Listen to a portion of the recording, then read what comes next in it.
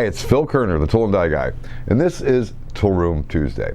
Today is Tuesday, January 22nd, 2019. And why are we here? Well, we're here for a few things, right? The last year or so especially, I've spent a lot of time being an advocate for the trade. Besides doing my job all day as a tool maker, I love bringing you guys together to talk about current events in the trade, education, and maybe a little history. I'm a big history buff, and I love sharing some of the history I've accumulated during my time in the trade. So with that being said, quickly, this program tonight is once again being sponsored by Industrial Sales and Manufacturing right here in Erie, Pennsylvania. And it says a lot about a company that's made it through the last 50 years of manufacturing. Quite frankly, it says a lot about a company that's made it through the last 5 years of manufacturing. Tough road out there. So ismerie.com, check that website out.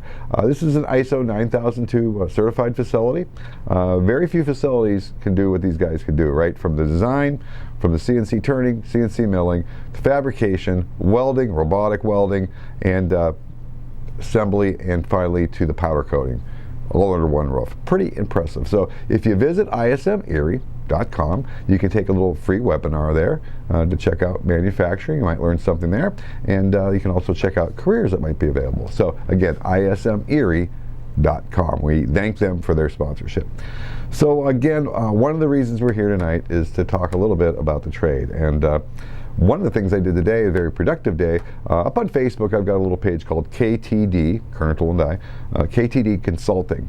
And for that, people buy an hour of my time when they're thinking about an invention, or they're thinking about buying a business, or just want to get my take on things. And usually after an hour, we work out a deal when they buy a few more hours.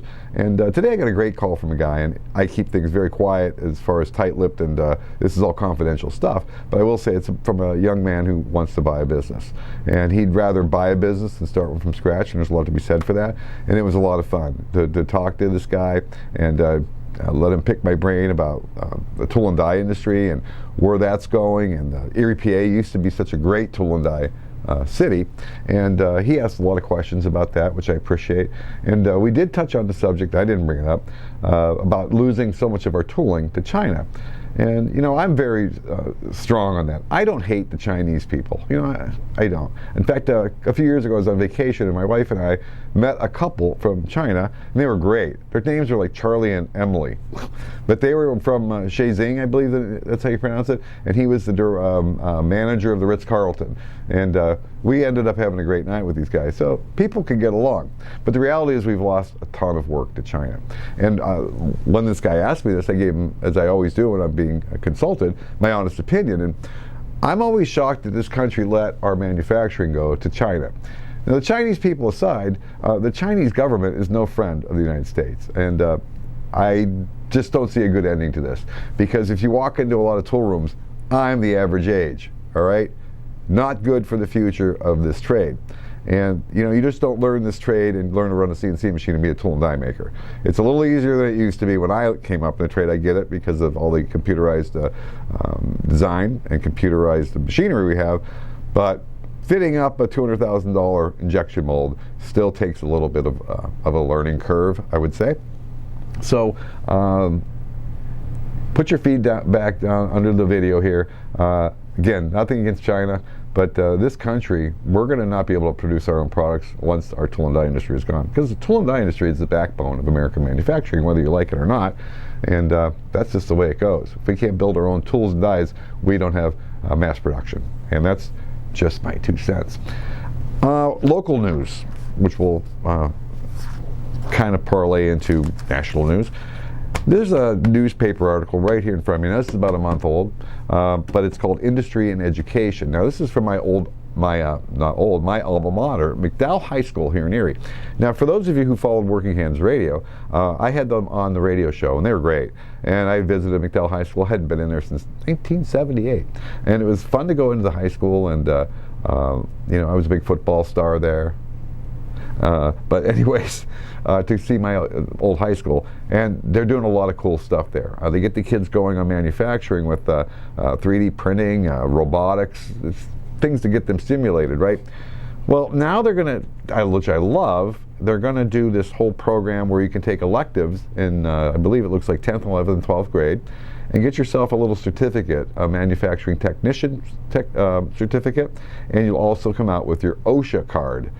Well, most shops that you go to are going to make sure you've got your, not OSHA card. I don't even have an OSHA card, but you understand how OSHA works, safety. But that's good. I'm all for that. A local high school that's not a Vo-Tech school is going to be teaching their kids the basics of manufacturing, which is really cool. And then from that point, they can decide if they're going to, what kind of a college they're going to go to. But where they jumped the shark in this article, somebody, which shall remain nameless, I don't want to throw anybody under the bus, but they said once a student leaves the high school, they will be eligible for a starting salary of $43,000 a year. Folks, that's not happening, at least in Erie, Pennsylvania. You're not walking out of high school with an OSHA certificate and getting 20 bucks an hour. Don't know where they get this math from. Don't know where this stuff comes from. Don't know why it gets printed.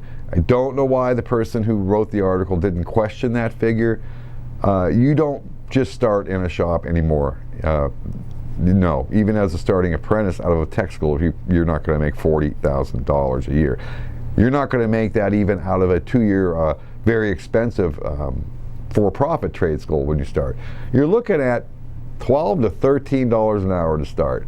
And that's somewhere around $26,000 a year, I'm going to guess. You can do the math, but you don't need to put the correction under. You get my drift, right? So let's be honest. In manufacturing, you've got to pay your dues for a while and then work some overtime to make the bucks. And you're not going to start, at least in Erie, Pennsylvania, at $43,000 a year. Not happening. So with that being said, those are my 2 tidbits for tonight. But next we always go into some fun stuff, some cool tools that I've got for you guys, some history, but a couple tools, especially for you guys that run Bridgeports. And a lot of us start our shops with a Bridgeport mill, the Holy Grail, which is a very funny story. About 2 months ago, at least, I was greeted at the door by a fellow employee. He says, "Do you have a minute?" I said, "Yeah." He says, "I was told I should talk to you about this." I said, "Okay." Well, the whole story was this guy had a neighbor who was selling a Bridgeport. And for some reason, these Bridgeport mills are still the holy grail of starting a shop. If I was starting over, I would do whatever I could to get a small CNC, but everybody wants a Bridgeport. And I get it, they're cool. Well, the problem was this guy had this Bridgeport in his basement here in Erie, PA. And I said, "Please tell me there's a door to the basement, not stairs." No, it's stairs. How long's it been in there? 25 years. Well, I told this guy, I said, "Well, those stairs were probably a lot tougher 25 years ago than they are now." And I looked it up. I think a Bridgeport weighs like 1,500 pounds. I know you got to take it apart. And they wanted $2,500 for the Bridgeport and the tooling. And he said, "The real deal here is take the machine for free to get it out of his basement," because they had 1 week to make a decision, and then resell it. I said, "Do you have room for this thing?" "Well, not really, but like my wife said I could put it in the garage." I said, "Do you have heat in your garage?" I mean, in Erie, PA right now is 13 degrees. "Well, not really." I said, "Do you have the wiring for this machine?" "Well, not really." I said, "You're going to spend another $3,000 in heat and wiring to get this thing running." I recommended against it, but this ran through the shop like wildfire. Everybody ran up to me about this Bridgeport for sale. Don't know what ended up happening. Apparently the guy sold it to somebody, and somebody spent a lot of time winching this Bridgeport out of this basement in Erie, PA. God bless them. You could probably buy a Bridgeport for a nice one for about $1,500 that's not in a basement. But you know what the Holy Grail was? Supposedly this guy had a name that's given him a lot of work over the years, and if you bought his Bridgeport, he would give you the name. No guarantees this guy was going to give you the work, but you got the name too. I get it. And if I was a young guy, I would have probably been excited about it too, back in 1978. So I don't know how you compete anymore running a Bridgeport, but there's guys out there that need work done, and I guess if you're good at a Bridgeport, you can do it. But that was an interesting story. So let's get started on some fun stuff tonight. Cool tools, volume, whatever, 3,000, and we'll see you after. All right, the first tool I want to show you guys tonight is this really nice homemade square. This is quite old. This was given to me by my brother Fred. When he moved into management, he gave me a bunch of his tools, and this was in his box. And it was homemade. It was somebody's initials were stamped in it. This is kind of unique, and I've never seen one like this. I'm not saying they don't exist, but how they built this. Basically, they took this block and just ground a V in the end here, and then they made up a square piece and inserted it into this block with a bolt. And there you have a pretty cool solid square. Now, to make this look even cooler, I would normally paint this, all right, like a red or a blue, kind of look nice. But my brother was in such a hurry to scribe his initials in here. I don't know if you can see that. He wants to use one of those little electric vibrating pens that says Freddie. And you know, he's gone now, so I don't want to erase that memory. But this has a unique use. And let me show you what I use this for occasionally. Had this job come across my machine, and let's zoom in across into this a little bit more. And if you can see, it's just a simple shaft here, and it's got a slot in the end. The slot had to be centered within a thou of the diameter, and I used that electrode holder that I converted. I showed you on one of my Tool Room Tuesdays. But it calls for a 189 diameter hole, 0.189 diameter hole, plus or minus 1. There's a distance from here to the hole. And it says right on the drawing that the radial location is not important. What do they mean by that? They don't care if it's here, here. It doesn't mean anything in relationship to the slot, as long as it's the right distance from the end. Well, you and I both know. Now, a couple things.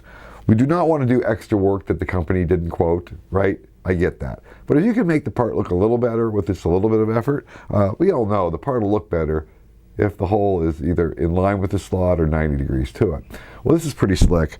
Because of the shape of this square, I can just rotate this until it centers itself onto the square, and then lock it down. Now I'm using a V block for this demonstration. At work, I use a vise. I just grab this in a vise, and but that's a nice way to just take that and just turn this thing, and it just centers itself, and then clamp it, and then you have a perpendicular slot.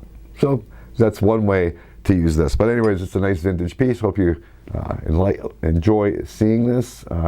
Probably got to be 1962, probably built in the 50s when Freddie got it from the guy in the 60s. So, you know, 60 years old, 70 years old, nice. Let's go to the next one. Here we have a set of parallels. And what we have here, not too exciting, right? But these are pretty cool. Now, for you guys out there that use your Bridgeports, maybe you're just starting out in the trade, believe it or not, there are times when you have to put really big work on your Bridgeport. And what we used to do is when we'd overload our Bridgeports, we'd put a set of parallels like this down. And we had this thing we affectionately called the diving board. And the diving board was just a hydraulic cart that we had put on a huge piece of cold roll, about 10 inches wide, and screwed it to the cart so it looked like a diving board. And we'd put the piece of steel on there, get it close to the Bridgeport, and slide it onto the parallels. Well, if you don't have everything just lined up just right, because due to the weight of the piece, sometimes what can happen is the diving board comes down a little bit and you shove the parallels right off the machine. Kind of a Keystone Cops thing, right? You hear the parallels clink off the floor, everybody turns around. Not cool. So what's nice about this set of parallels, they're exactly 9 inches long, and that's the width of a Bridgeport table. And what we have here are two holes that are the same, the right width for two of the T-slots on that table. So all you need to do is put a couple of T-nuts in your table and bolt these things down, space them out accordingly, and just use a couple socketed cap screws and screw it right down to the table. And that way when you push things on the machine, you don't push the parallels right off the table. I could do that right now just for effect, but I won't. And finally, let's go to the third part of our little exhibition tonight. Now, this is back in the day when they gave you a nice box when you bought a tool. Back when I was an apprentice and as an early tool maker in the early 60s, early 80s, a lot of the guys I worked with had one of these, and I always thought it would be the coolest thing ever, and I forgot the name of them. Well, I finally figured out what it was called. It was called a Greist micro height gauge. And if you remember at toolandieguy.com, we've gone over this a few times, but if you've never seen one of these, it's just the coolest little height gauge you've ever seen. And it was manufactured by, it's called the micro height gauge, and that is the Greist Manufacturing Company, New Haven, Connecticut. And the way this basically works is like a micrometer. Every time this thing turns, a full turn is 100 thousandths, and you've got a vernier scale here that reads up to 2 inches. If you need to get a few more inches out of it, it comes with this handy dandy spacer block of 2 inches. I think it used to come with a 1 inch, but my set didn't have that. So a very cool addition, and all this stuff is lapped in, and I can tell you it's still quite accurate. And what I use this for occasionally is when I need to check something on a machine, a quick step or something, or ball dimension, I use this, and it comes in really handy. Again, the Graced height gauge, the micro height gauge. Maybe you can find one on eBay. I can tell you, you set this on your bench, people will walk by and they'll just want to touch it. And of course it comes with the really cool, this set, I was lucky enough to get the instructions with it too. The instructions for the operation and care. Well, this thing's got to be from the early 60s also. And of course they built things to last back then. It's totally satin chromed. It's beautiful and it's cool looking and it's accurate. That's the trifecta of perfection in the tool and die world. Cool looking, works, and is accurate. Can't beat it. So again, take a look at eBay. If you can find one of these, it's probably going to be the coolest thing in your box. So I hope you enjoyed tonight's video and this program. Again, thank you to ISM Erie, ismerie.com. Check them out. But a big announcement tonight. And for those of you guys who have been following me on YouTube and Facebook, you know today, or not today, but this month, January 11th, it was 8 years since I posted my first video on the toolandieguy.com. And you know, I'm an astute observer of all things internet, all things business, and the reality is it's time to change the business model a little bit. So for the first time ever, can I get a drum roll? Yeah. You know, I spent a lot of money to hire Larry the drummer guy, and I would turn the camera around to show you Larry the drummer guy, who is Larry the cable guy's brother-in-law, but then I'd have to refocus and set up. We're all about efficiency here. So for the first time ever, I'm going to offer a monthly membership fee. What do you get for that? You get everything. So if you can devour all 350 videos, if you can download all the free stuff and all the drawings in 1 month, unsubscribe. And I make it easy. I give you a link to unsubscribe. Most people don't get when they sign up for a monthly subscription. Most people make it really hard for you to do that. Because the reality is, I can't unsubscribe you unless I give you a way to do it. And most people don't want to do that because they don't want you to unsubscribe. So you'll have a link to unsubscribe. I can't do it because it's your bank account, not mine. You don't want me in your bank account. I do want to be in yours, but you don't want me in it, you know, by permission. So you have to cancel, and usually it's very difficult for a lot of membership sites. But on this one, you can just join, devour the information, and then on top of that, I have a lot to say. And I don't say it all on these videos because they're public. So when you join my tool room at toolandieguy.com for less than $20 a month, you'll get all that stuff, 8 years of work. If you can devour it all at once for $19.95, but you might need a couple months, fine. If you don't, if you're done, unsubscribe. But every month, at least a few times, we're going to do another lesson, and you're included with that. And then you're going to get my unfiltered opinion on a lot of stuff. And we'll stay away from politics, relax. But there's a lot of stuff going on in this trade because I live in a very small town that I'm very careful about saying. But the reality is 98% of the people who watch this program and watch me online aren't from where I live because I'm a prophet in my own town, and they, you know, how that works. A guy named Jesus doesn't work out so well.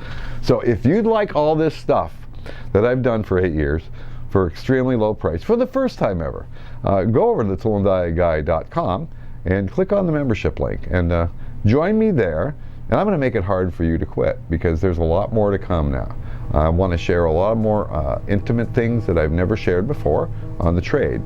There's a lot going on up here, and you might enjoy it. So it's all about getting together with kindred spirits, people who respect this trade, people who love the history of it, people who love the smell of a tool room, people who respect my knowledge and my background in the trade, want to learn from somebody like me. And I hope to see you over there. It's going to be really good. So the toolandieguy.com, just click on the membership thing. I'll put a link under here. And we'll see you over there, hopefully. And we'll see you on the next Tool Room Tuesday. I am Phil Kerner, the Tool and Die Guy. Thanks for tuning in.